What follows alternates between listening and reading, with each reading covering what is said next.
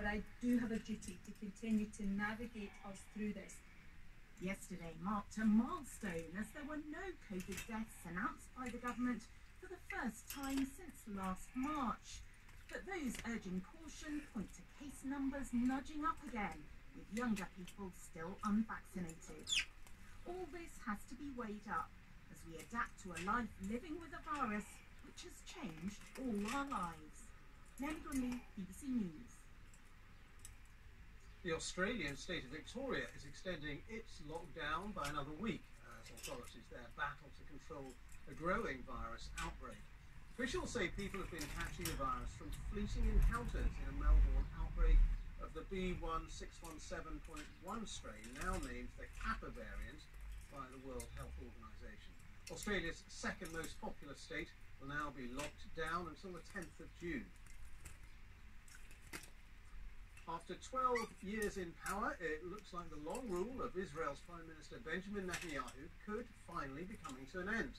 Opposition parties are finalising plans for a new government that would remove him from office, and they have until midnight tonight to reach an agreement. There are reports that the centrist politician tasked with pulling together the coalition, Yair Lapid, hopes to make an announcement soon.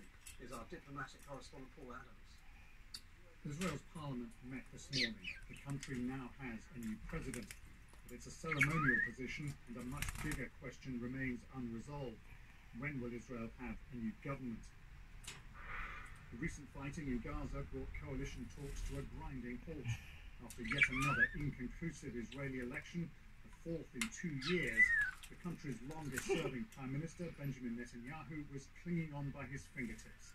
He'd already tried and failed to cobble together his own government. That task now fell to his opponents. They make an odd couple.